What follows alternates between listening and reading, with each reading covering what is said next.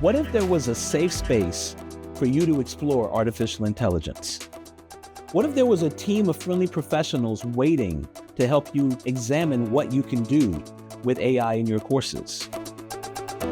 Welcome to the world of what if.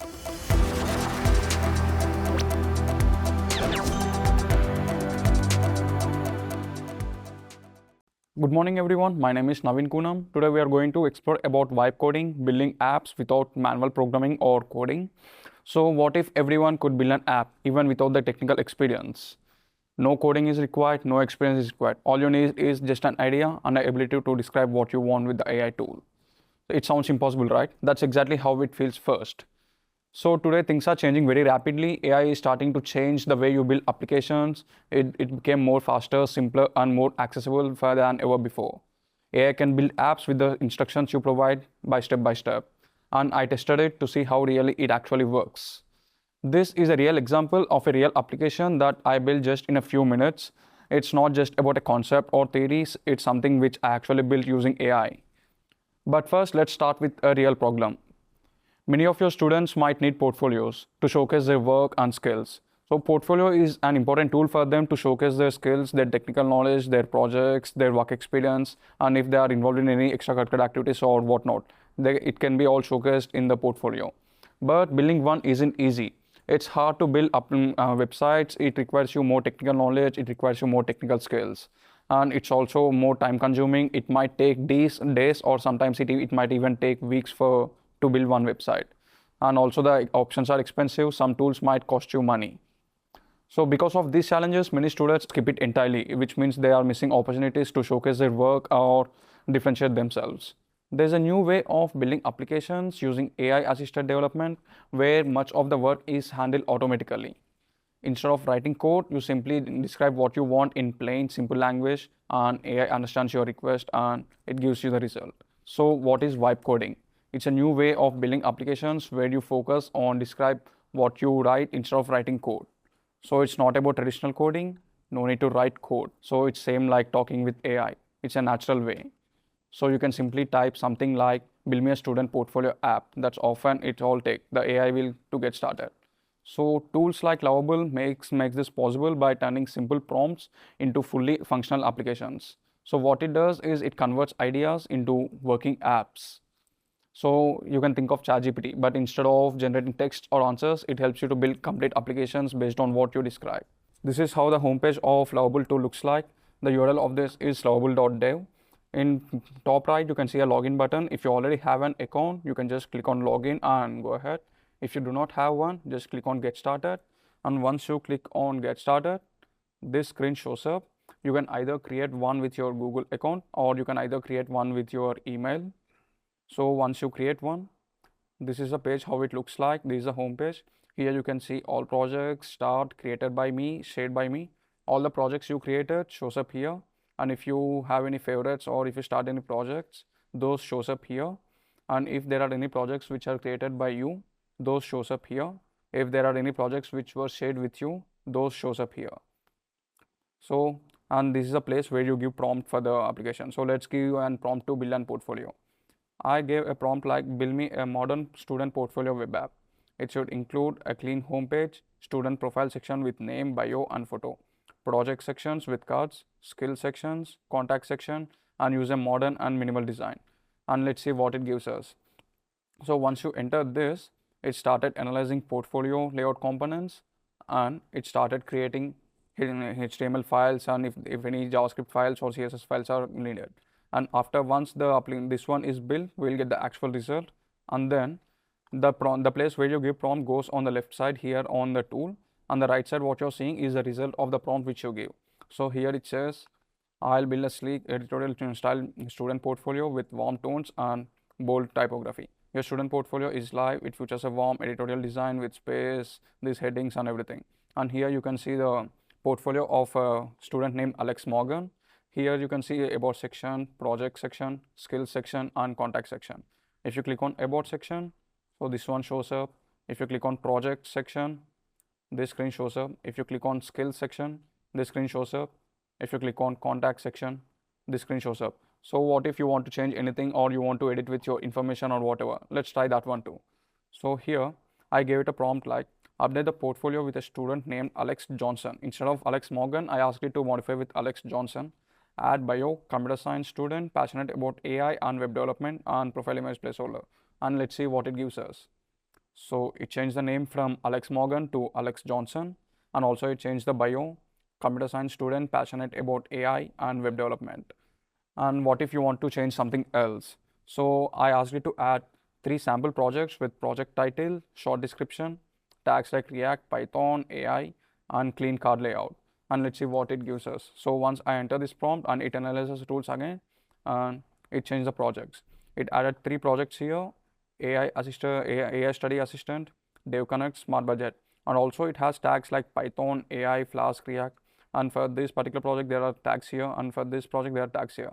Also, whatever is reflecting here, you can also see theoretically here in the place where you give prompt. It says updated the project section with 3 sample projects: AI study assistant, Dev Connect, and Smart Budget, each with descriptions and relevant tags like React, Python, and AI. So what if you want to change the design of this? So I gave a prompt like make the design more modern and visually appealing, add better spacing, subtle shadows, clean fonts, hover effects. And then let's see what it gave us. So it changed the font of it, and it changed the spacing and naming conventions. And you can see what all it changed here. It changed the color palette, better font pairing, custom shadow system, project cards, more general spacing, hero upgrade on contact section. And it changed all this with just one single prompt. So, and also on the project section, you can see those projects are hovering here. And before it's just like a flat page. Professor Poole asked if this tool is free and you can have it under your personal account. Yes, this tool is free, but it's not completely free. You will get like some particular credits every day. If you want to create any sample web pages or any web pages, you can use it for free. And yes, you can also use it in your personal account, not only in the FAU account. I would like to change the skills here. So I asked it to add a skill section with progress bars for JavaScript, Python, React, and machine learning. And let's see what it gave us.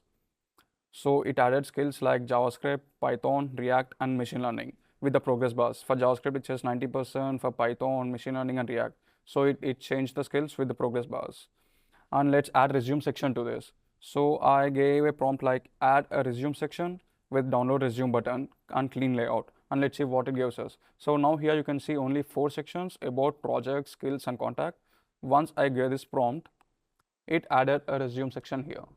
Are there limits to the free version? Any limitation over the user? There are some limits. We usually get like 30 credits or something like that. But those credits, if you're just giving like simple prompts to create any basic web page, or you're just changing the some basic information, then those credits should be fine enough to create the entire portfolio. If you're building something which involves the database and everything, then that might require more credits. But for the basic web pages, then those limited credits should be fine. So once we gave that prompt, there's a resume section here, and also there's a download resume button here. If you upload any document, then if you click on this download button, that particular document will be downloaded. And also it gave us educational details here and the work experience and the hackathon, the extracurricular activities of the students. So you got the resume section here with education details, with the work experience and extracurricular activities. Let's ask to add the same name, email, message, submit button, which already the form has. So what if we ask the same thing again? And it says the contact form with name, email, message, and submit button already exists in the contact section. You can scroll down to the contact section to see it.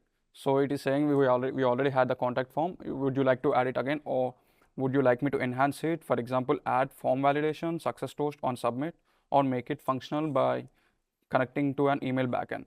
So I said, yes, please add email alex.johnson@fa.edu. Right now the email is alex.johnson@university.edu. It's just the sample email which it gave, and I asked it to add this email, and it did added alex.johnson@fa.edu. You can see it here.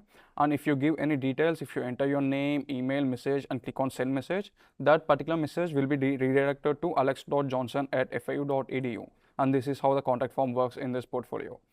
Now let's give a final touch. Let's ask like make the entire app look premium. Use soft color palette, smooth pacing, modern UI style similar to startup websites. So with this prompt, it's changing the entire look of the app.